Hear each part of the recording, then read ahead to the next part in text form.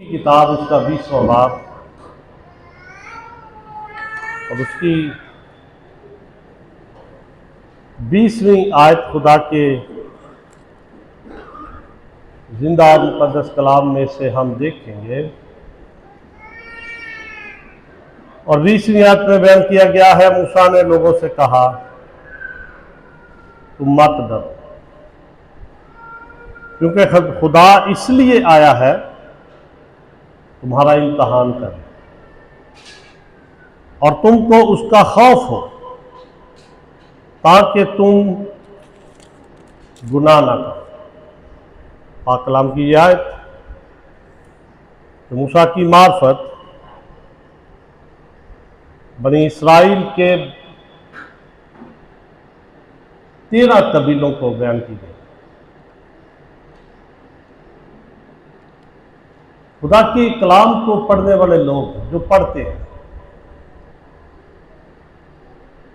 वो इस सारी कहानी से वाकिफ है कि बनी इसराइल के लोग मिस्र की गुलामी में कैसे आए। जब हम पैदाइश की किताब का 12वां बाब पढ़ते हैं, खुदा ने एक शख्स का चुनाव किया और ये शख्स एक ऐसे इलाके में रहता था जो खुदा को भी मानते थे। वो मुख्तलिफ देवताओं की पूजा करते थे, लेकिन खुदा ने उसी इलाके से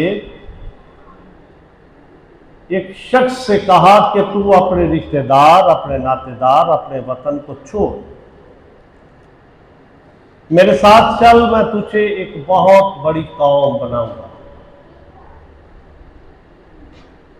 खुदा ने इब्राहिम से बातें की। इब्राहिम ने खुदा की बात को माना, खुदा के साथ चल पड़ा।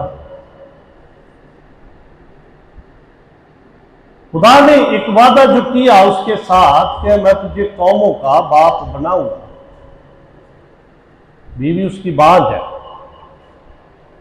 कोई औलाद नहीं, लेकिन चल पड़ा। एक ऐसा वक्त आया कि खुदा ने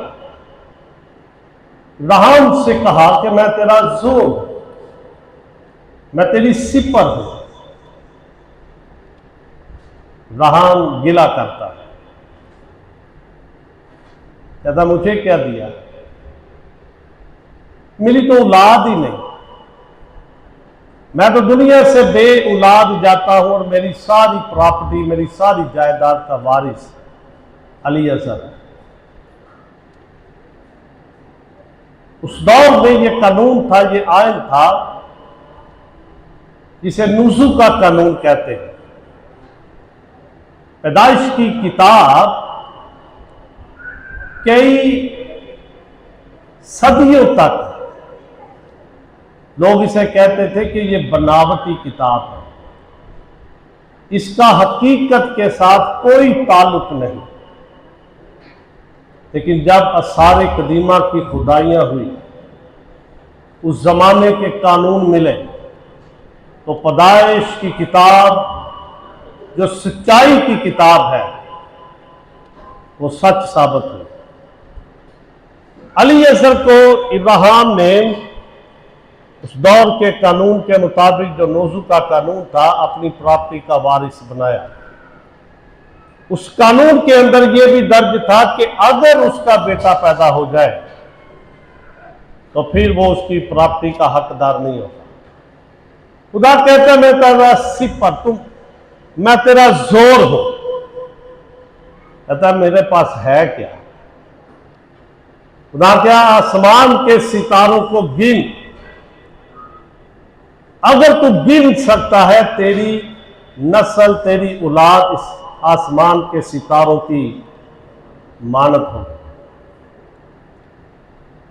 उसके साथ ही खुदा ने यह भी उससे कहा,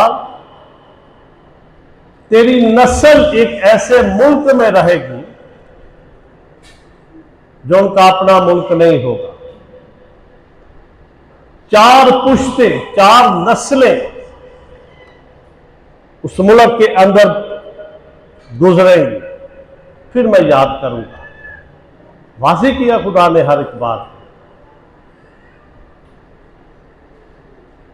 70 से 75 जाने मिस्र के अंदर आई।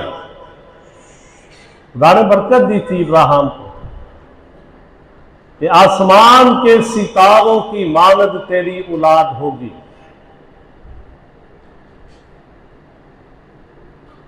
चार नस्लें, 4 पुश्तें मिस्र के अंदर, एक ऐसे मुल्क के अंदर जो मुकम्मल तौर पर बुत परस्त मजहब है, मुख्तलिफ देवता है उनके। खुदा ने याद किया बनी इसराइल को, खुदा ने एक शख्स को तैयार किया और आप देखें वो शख्स फिरौन के महल में शहजादे की जिंदगी बसर करता रहा। 40 साल मूसा फिरौन के महल में रहा और आप सब जानते हैं कि किस तरह उसने एक शख्स को कत्ल किया, वहां से भागा, मदयान के इलाके में चला गया और 40 साल खुदा ने उसे फिर तैयार करने में लगाए। कोई सीना, कोई हुरत का पहाड़, जलती हुई झाड़ी। खुदा मूसा से हम कलाम होता है, खुदा मूसा से कहता है कि मिस्र में जा। वो मिस्र से भागा है जहां पर वो शहजादों की जिंदगी बसर करता था। फिर खुदा ने उसको तैयार किया। अब फिर खुदा उसे कहता है कि वापस मिस्र के अंदर जा और मेरे लोगों को, फिरौन को कह जाने दो। बनी इसराइल के बुजुर्गों से बातचीत कर जाके तो कहा, जी मैं जाना नहीं चाहता। जवाब पैदा खुदा के सामने रखता है, वजूहात खुदा के सामने रखता है। खुदा हर वजह को रद्द करता है। बाइबल मुकद्दस को पढ़कर आप देखें, खुदा ने जिसका चुनाव किया उसने इनकार किया। मैं इस काबिल नहीं कि मैं ये काम करूं। आज के मौजूदा दौर के अंदर खुदा बुलाता नहीं, लोगों की कॉलिंग नहीं होती, विजन नहीं होता, लेकिन लोग खिदमत करना चाहते हैं, लोग पादरी बनना चाहते हैं। खुदा नहीं चाहता, लोग बनना चाहते हैं। लेकिन जिसको खुदा बुलाता है वो इनकार करता है, जिसको खुदा नहीं बुलाता वो आगे जाता है।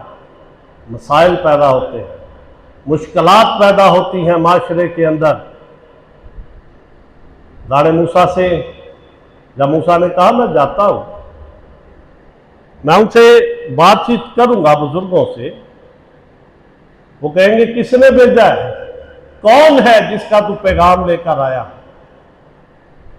उसने कहा अगर नई नस्ल पैदा हुई है, बुजुर्ग भी वहां पे होंगे, बुजुर्गों से मुलाकात कर, बुजुर्गों से बातचीत कर जाके और उनको कह कि मैं जो हूं सो हूं ने मुझे तुम्हारे पास, ये मेरा नाम है।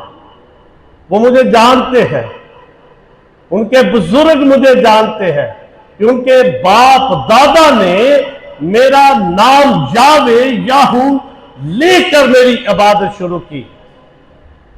इब्रानी याहू, यावे, एलोहीम और इब्राहिम ने खुदा की इबादत जब शुरू की तो उसने यहोवा का नाम लेकर, और मूसा को खुदा ने तैयार किया। मूसा गया मिस्र के अंदर। खुदा मूसा से हम कलाम हुआ था। नस्ल नई थी। 4 पुश्तें एक ऐसे मुल्क के अंदर गुजर रही हैं जो खुदा को नहीं, फिरौन उनका खुदा है। फिरौन दुनिया के अंदर, मिस्र के अंदर खुदा का अवतार है। और मूसा को खुदा ने कहा उनके दरमियान जाकर मोजज़ात दिखा जो खुदा की तरफ से होंगे। खुदा उन पे साबित करना चाहता था बनी इस्राइल पर।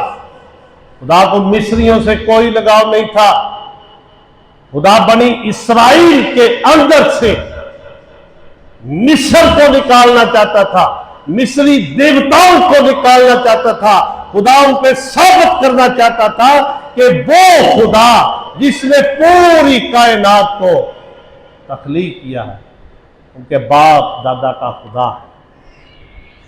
10 आफते, ये 10 मोजज़े, हर आफत के बाद फिरौन का दिल सख्त हो जाता था।